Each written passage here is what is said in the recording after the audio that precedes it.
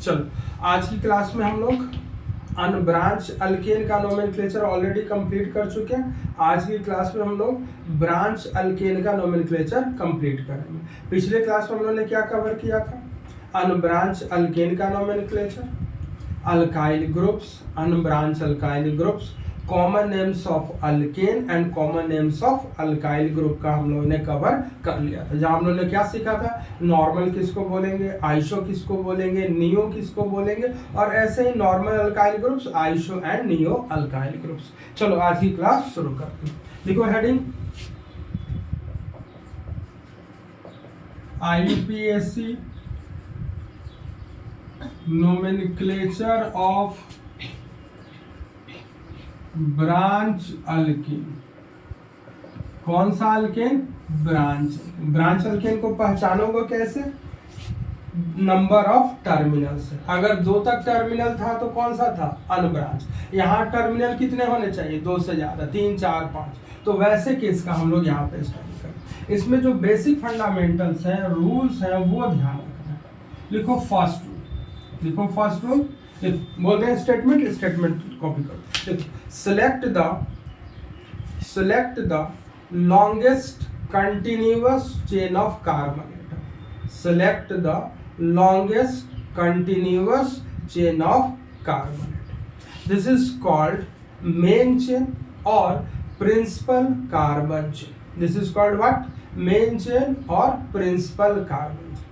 ठीक, लिख लिया था। अब हम लोगों ने क्या सिलेक्ट किया? एक लॉन्गेस्ट कंटिन्यूअस चेन को सिलेक्ट कर लिया। इसी को हम लोग क्या नाम देंगे? मेन चेन या प्रिंसिपल कार्बन। इस मेन चेन का फंक्शन क्या होगा? सो समझो, ये जो मेन चेन सेलेक्ट करेंगे ये हमें प्रोवाइड करेगा पूरे कंपाउंड का बेस नेम। क्या प्रोवाइड करेगा?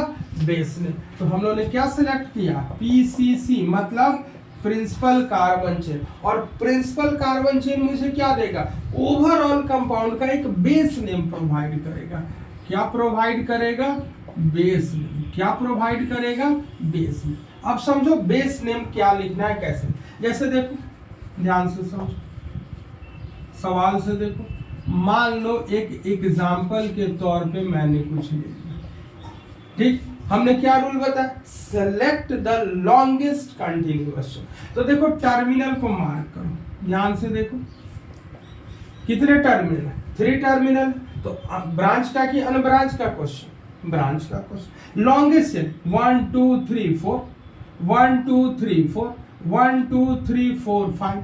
तो देखो तो क्या लॉन्गेस्ट चेन दिख रहा? 1 2 3 4 एंड 5। तो ये जो मेन चेन, इसी लॉन्गेस्ट चेन को हम लोग क्या नाम देते हैं?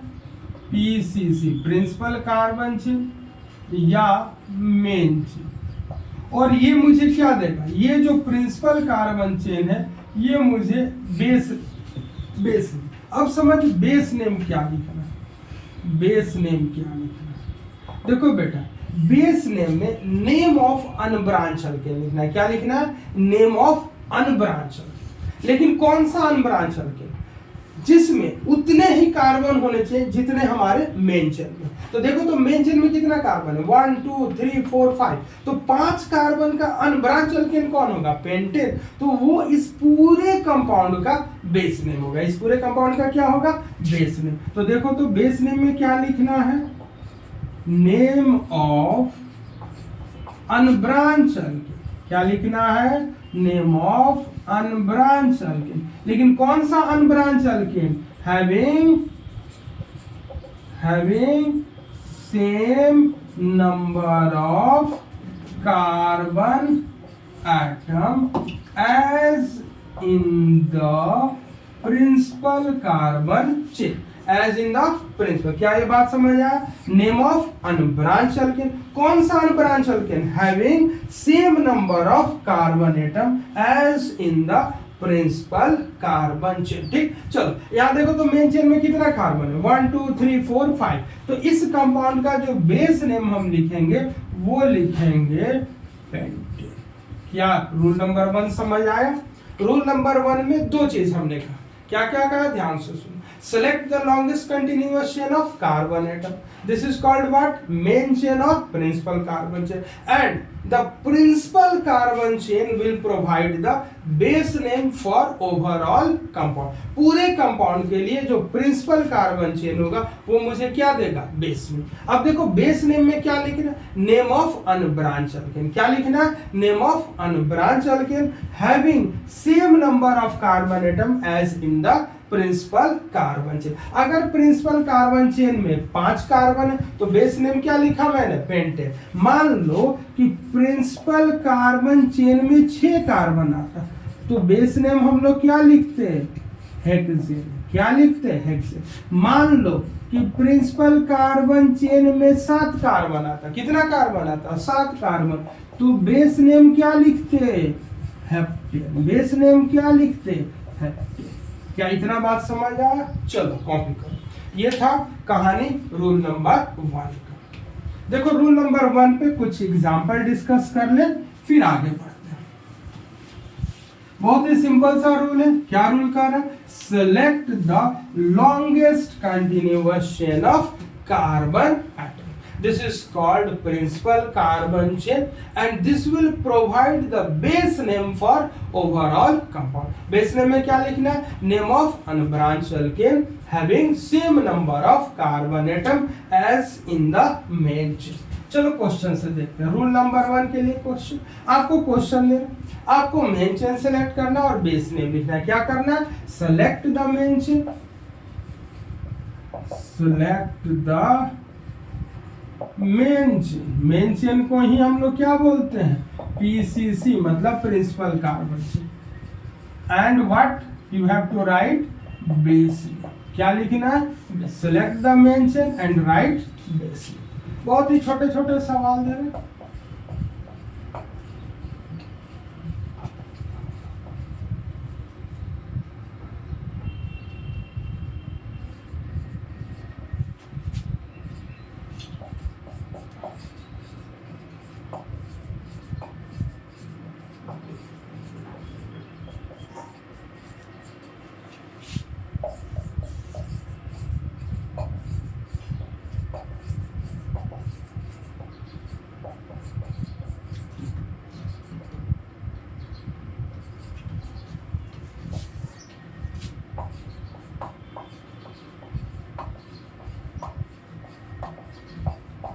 ये बहुत ही सिंपल सिंपल सवाल.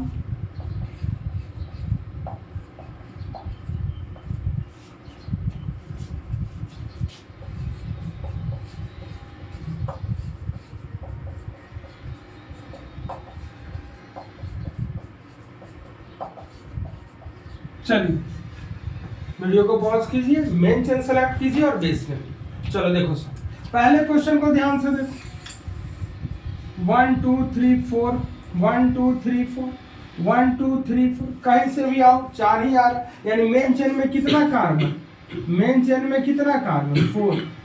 तो बेस नेम क्या लिखोगे? ब्यूटेन. इसमें बताओ, इसमें बताओ. देखो आपने क्या किया होगा, बस दे दनादन आपने इसको ले लिया होगा. Main 1 2 3 4 sir 4 butane. गलत बात. देख क्या गलती किया, ध्यान से देख. 1 2 3 4 इधर नहीं, 1 2 3 4 एंड 5 ये C2 है.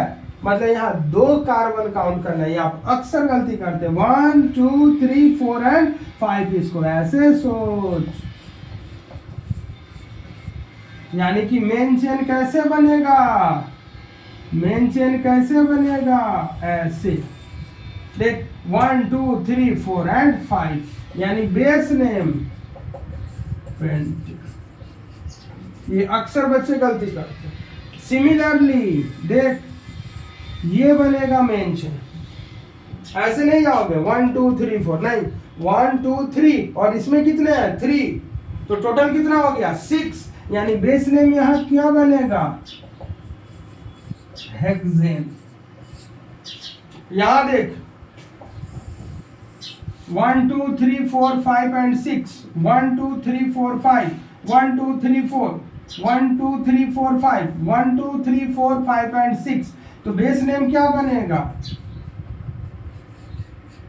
हेक्सेन। यहां देख C2H5 है, गलती नहीं, इसको ऐसे करके सोचो।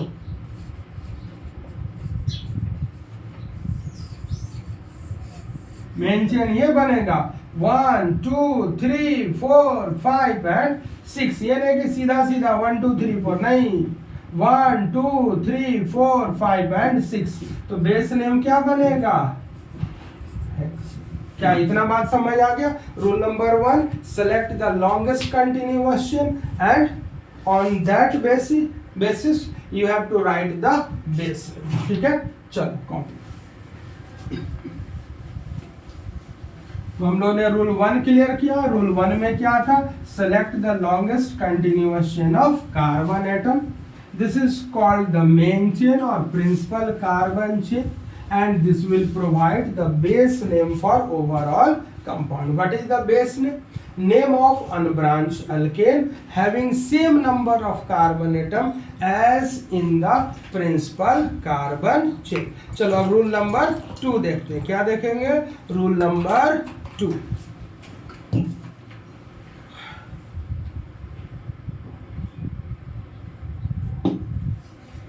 रूल नंबर 2 लिखो। If there is only one substitute. क्या बोला मैंने? If there is only one substitute. इसका मतलब क्या? कि जो क्वेश्चन दिया गया, आपने मेन चेन सेलेक्ट किया और उस पर सिर्फ और सिर्फ एक ही सब्स्टिट्यूएंट है। ठीक, लिखो। If there is only one substituent then number the main chain from the terminal closer to the substituent। क्या मैंने कहा? if there is only one substituent then number the main chain from the terminal closer to the substituent।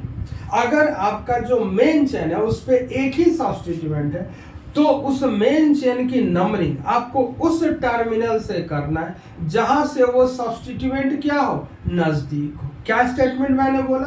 If there is only one substituent then number the main chain from the terminal closer to the substituent. चलो यहां से देखते हैं।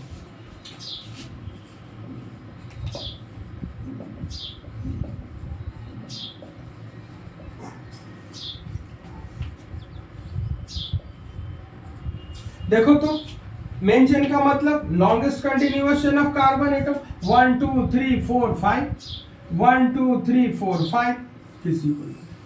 अब देखो बेटा, ये हो गया मेरा main chain, principal carbon chain. कितने कार्बन? 1 2 3 4 एंड 5। तो 5 कार्बन यानी कि बेस नेम क्या हो जाएगा? पेंटेन। अब देख यहां कितना सब्स्टिट्यूएंट है? एक। कितना सब्स्टिट्यूएंट है? एक। मेन चेन को छोड़ दे, ये दिख रहा है सब्स्टिट्यूएंट। सब्स्टिट्यूएंट कितना है? एक। तो रूल क्या कर रहा है? Number the main chain from the terminal closer to the substituent. मतलब नंबरिंग हमेशा जो स्टार्ट करते हैं वो टर्मिनल से। नंबरिंग कहां से स्टार्ट करेंगे? टर्मिनल से। नंबरिंग कहां से स्टार्ट करेंगे? टर्मिनल से। या तो यहां से या तो यहां। चल यहां से करते हैं। 1 2 3 4 5। देख तो सब्स्टिट्यूएंट कितने नंबर पे आया? 4 नंबर।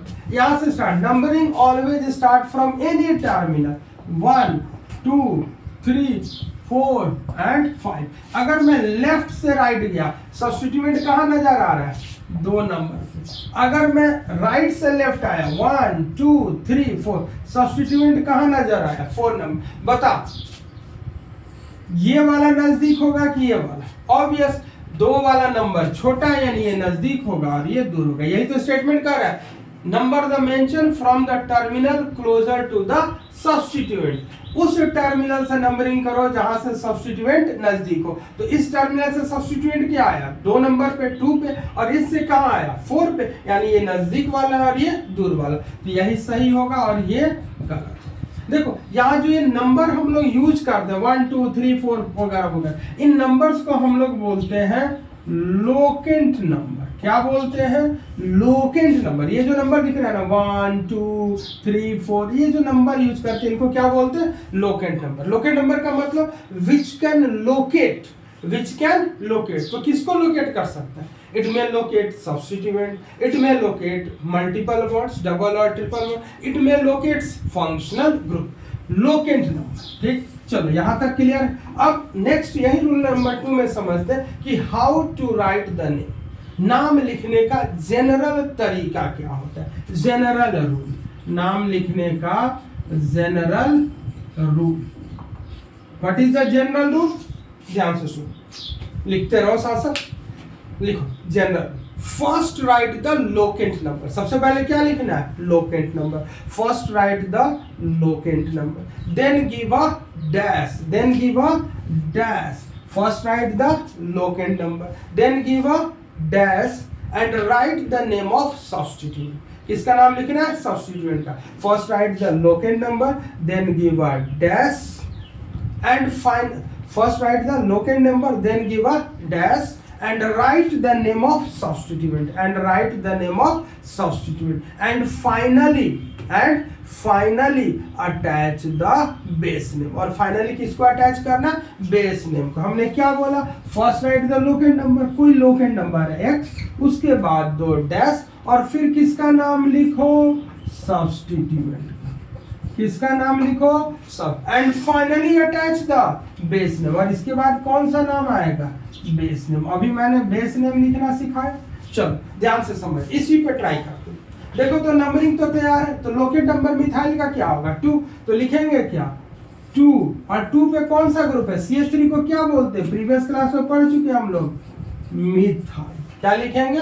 2 मिथाइल। अब देखो तो मेन चेन में कितना कार्बन है? 5। तो 5 के लिए बेस नेम क्या होता है? पेंटेन। तो क्या लिखेंगे? 2 मिथाइल पेंटेन। एक बात गौर करो, मैंने कैसे लिखा? हमने क्या बोला? Attach the base name. आप जनरली क्या गलती करते हैं बेटा? सो ध्यान से देखो, आप लोग ऐसे लिखते हो 2 मिथाइल पेंटेन। ये कौन सा तरीका? ये गलत तरीका है। कौन सा तरीका है? गलत तरीका। 2 मिथाइल पेंटेन ऐसे नहीं लिखना है कि मिथाइल और पेंटेन के बीच में गैप। हमने क्या बोला? First write the locant number, then give a dash and write the name of substituent and finally attach the base. मैंने बोला बेस नेम को अटैच कर। अटैच कर मतलब एकदम सटा के लिख। अटैच करना मतलब क्या होता है? जोड़ देना। तो जोड़ेंगे तो गैप थोड़े रहेगा, इतना बड़ा गैप नहीं रहेगा। आईपीएससी नेमिंग में गैप देने का भी रूल होता है कि कहां पे गैप देना और कहां पे गैप नहीं देना है। तो क्या लिखेंगे? 2 मिथाइल पेंटेन। मिथाइल और पेंटेन एकदम एक साथ, रनिंग हैंड। क्या बात समझ आ गया? Rule number 2 clear. तो थर्ड रूल में बढ़ते। क्या क्या कर लिया हम लोगों ने? रूल 1 कंप्लीट किया। रूल 2 को जस्ट एक बार रिवाइज कर दे। क्या बोले? If there is only one substituent then number the main chain from the terminal closer to the substituent. उसके बाद हमने बात किया जनरल रूल की। जनरल रूल क्या कहते हैं? First write the locant number, then give a dash, write the name of substituent and finally attach the base name. ठीक, अब एक चीज यही समझ लो रूल नंबर 2 में। देखो हमने एक वर्ड यूज किया सब्स्टिट्यूएंट। क्या वर्ड यूज किया? Substituent.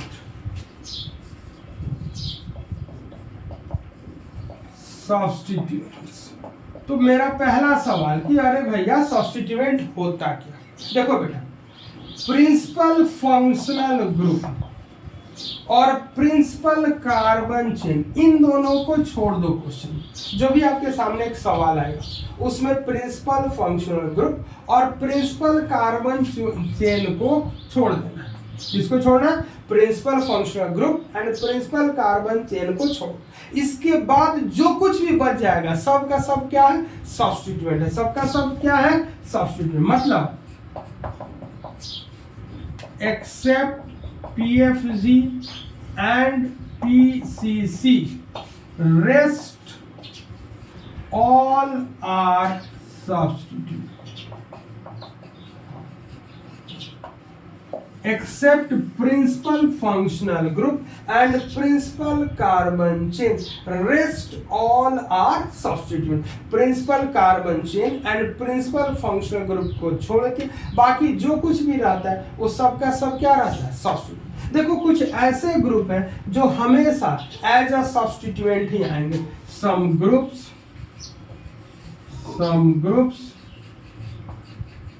always behaves as substituent.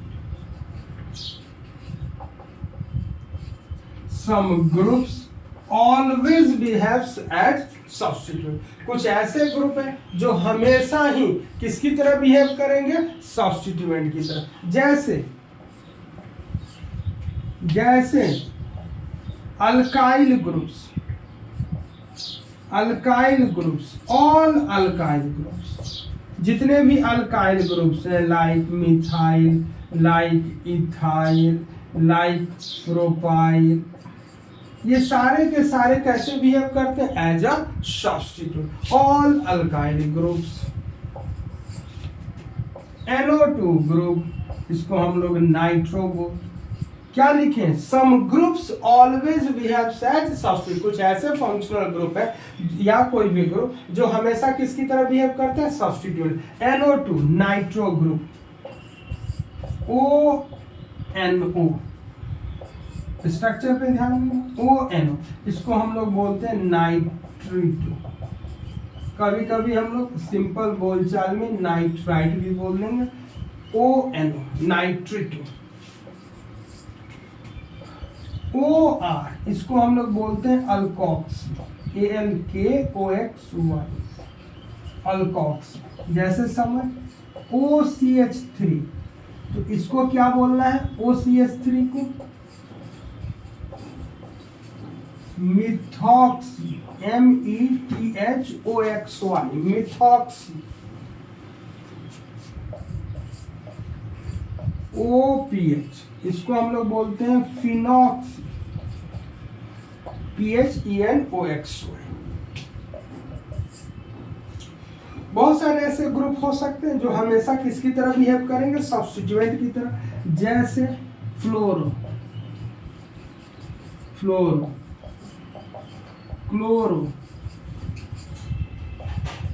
Bromo, मतलब Br, आयोडो, ये सब के सब कैसे बिहेव करते हैं? सब्स्टिट्यूएंट की तरह। लिखो अल्काइल ग्रुप्स हो गए, नाइट्रो ग्रुप हो गया, नाइट्रिटो हो गया, अल्कोक्सी हो गया। OCH3 रहेगा तो क्या लिखोगे? METHOXY, methoxy. OPH रहेगा तो फिनॉक्सी, फ्लोरो, क्लोरो, ब्रोमो, आइडो। ठीक है, ये सब हमेशा किसकी तरह बिहेव करते हैं? सब्स्टिट्यूएंट की तरह। ये कुछ ऐसे ग्रुप्स हैं, they always behaves as a substitute. जैसे एक और देखो, ध्यान रखो, N3 अजाइडो। N3 को क्या बोलते हैं? अजाइडो। N3 को क्या बोलते हैं? अजाइडो। जैसे देखो, अगर बेंजीन रिंग है और इससे जुट गया N3, तो इसको क्या बोलेंगे? अजाइडो बेंजीन, अजाइडो बेंजीन, अजाइडो बेंजीन। इसी तरह एक और ग्रुप याद रखो, इतने से आपका काम चल जाएगा। स्ट्रक्चर भी देखते चलो। N double bond O, nitroso group बोलते हैं। क्या बोलते हैं इसको? नाइट्रोसो। NO को क्या बोलेंगे बेटा? नाइट्रोसो। ठीक है, कॉपी करो। तो ये लगभग मैंने 12 ग्रुप के एग्जांपल्स मैंने आपको दिए, ये ध्यान रखिएगा। ये ऐसे ग्रुप है जो हमेशा किसकी तरह बिहेव करेंगे? As a substituent. ये बहुत काम आएगा। Fluoro, chloro, bromo, iodo, iodo का symbol I, nitro, nitrito, alkoxy, methoxy, phenoxy. ठीक है, ये नियरली N3 अजाइडो, NO नाइट्रोसो। अगर मान लो OR की जगह पे CH, ये लिखने का तरीका समझ आया कैसे लिखे? देख बेटा, OR को इन जनरल अल्कोक्सी बोलते हैं। तो देख, R की जगह जब CH3 आता है तो CH3 को क्या बोलते हैं? मिथाइल। तो मिथाइल का देख METH, YL हटा के OXY लगा दे, मिथॉक्स। ठीक, तो मान ले O के साथ C2H5 आ गया, तो C2H5 को क्या बोलोगे? इथाइल। तो इथाइल के लिए लिखोगे ETH, YL हटा के OXY, इथॉक्सी। इसी तरह अगर OPH है तो पीएच को क्या बोलते हैं? फिनाइल। तो क्या लिखोगे? PHENYL हटा के OXY, फिनॉक्सी। कॉपी कर। चलो रूल नंबर 3 देखते हैं। क्या देखते हैं? Rule number 3। Rule number 3। Rule number 3। अब सोचो खुद ही, हमेशा तो वैसा ही क्वेश्चन नहीं ना आएगा कि उसमें एक ही सब्स्टिट्यूएंट हो। ठीक है, क्वेश्चन तो ऐसा भी आएगा ना जिसमें एक से ज्यादा सब्स्टिट्यूएंट हो सकता है, 2 हो सकता है, 3 हो सकता है, 4 हो सकता है, एंड मेनी। तो ऐसे सवालों के जवाब में जो सिंपल वाला नंबरिंग का जो तरीका है, number the main chain from the terminal closer to the substituent, से थोड़ा बहुत दिक्कत हो। तो ऐसे सवालों के लिए हम लोग एक नया रूल सीखेंगे जिसको हम लोग नाम देंगे rule of first point of difference. क्या नाम देंगे बेटा? Rule of first point of difference. लिखो स्टेटमेंट में, लिखो if there are, rule number 3 के सामने लिखो, if there are more than one substituent, if there are more than one substituent, comma, then for the numbering of the main chain, then comma, for the numbering of the main chain, we adopt the rule of first point of difference. We adopt the rule of first point of difference. Full stop. According to this rule, according to this rule, numbering from that terminal will be valid, which gives lower locant number, which gives lower locant number at the first point of difference. क्या हमने लिखा? which gives lower locant number, which gives lower locant number at the first point of difference. मतलब ध्यान से समझो।